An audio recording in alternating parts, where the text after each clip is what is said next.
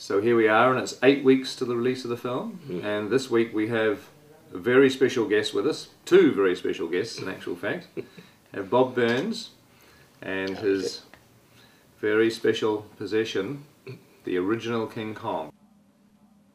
I've known Peter for quite a few years, and then Peter one day said, hey, how would you like to come over and see some of the shooting or whatever, and better yet, how would you like to have a cameo in the film?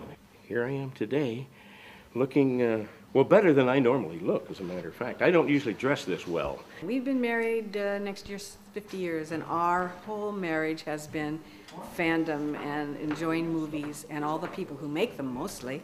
I can't tell you how exciting that is and what a wonderful life it's been because of it.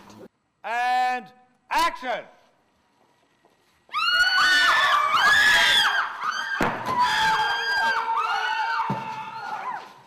And cut, right.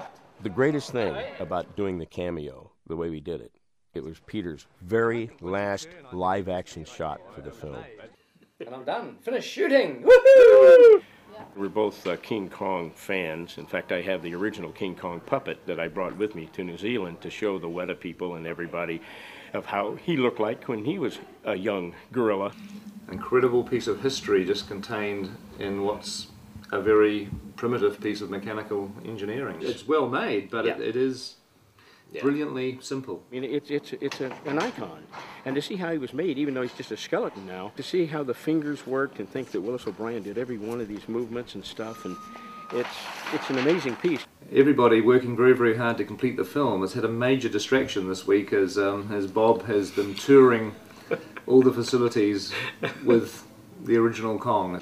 Oh, wow. That's the boy. We should take him over to the lair. Oh, my God. Well, that's a sight I never expected to see, ever. Look at that. How cool is that? I've seen the drawings that Peter had, of the actual drawings of which this guy was built, but this is the first time that I've ever actually seen it in the flesh. And a couple of days ago I was somewhere at a meeting and I heard over the radio, Kong's at the miniature stage and he's getting animated by Alex Funky. Is that right? Is that... That's very true. Oh my God. Alex took him and set him up by the wall, the Great Wall. The old Kong and the new Kong set, and he almost looks the right scale. He's very close. The tingle of history. Absolutely wonderful. So you've had a little bit of a tour around. Who gave Kong the biggest reception, do you think, out of all our different departments? Well, I would say probably the animation department. They would have gone. They were. I'm telling you, they were like little kids. They were animating him. They were moving him around. I mean, he hasn't had a workout like this since 1933. I'm sure. It's really cool to have both worlds here. This is how they animated Kong 70 years ago, and this is how they animate Kong today. I suppose a few of our visual effects shots are going to be a little late this week. I mean, it's never mind, it's all for a good reason. That's my fault. When I knew that we were getting a visit from the Eighth Wonder, I just something that I'd like to do. And it's all based on a photograph. Peter has the pterodon or pterodactyl that attacks, tries to get Fay Ray, and Kong throttles him. This is what's left of the original pterodactyl that Kong fights on the lair. Look at that. Hasn't got his wings anymore, so it would be kind of cool, wouldn't it, to put him back where he belongs? Should we put him back in Kong's hand? I absolutely think so. I think that would be a wonderful thing to do. We'll pretend that he's holding Fay Ray in that hand there.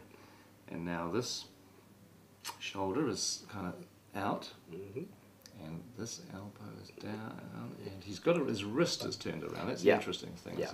You're doing Willis O'Brien right now. Yeah. And now the pterodactyl's mouth is open, and it's trying to bite. Look, it's trying to bite Kong's arm. It is, yeah. There he goes. Step back, don't breathe. There we go. Wow. You talk about heart pounding. It's total magic. These two puppets, gone from each other for 72 years, all of a sudden they're back. You're about to see history being, I guess, remade, you might say that.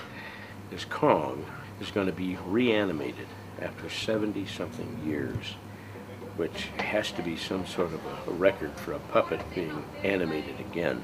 And what's going to be interesting about this, since he doesn't have the fur on him anymore and stuff, you're going to see how the skeletal structure actually moves. So you can imagine what it would be like without the fur and seeing him like this. And it's got to be absolutely incredible. Kong lives again.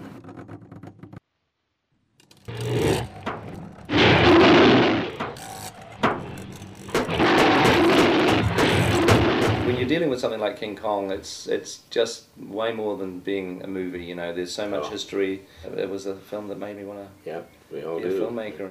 It's very important to us. It was a really symbolic moment in time to be hosting the armature that started us on our journey to the film that we're making. Kong is leaving the building. Of course.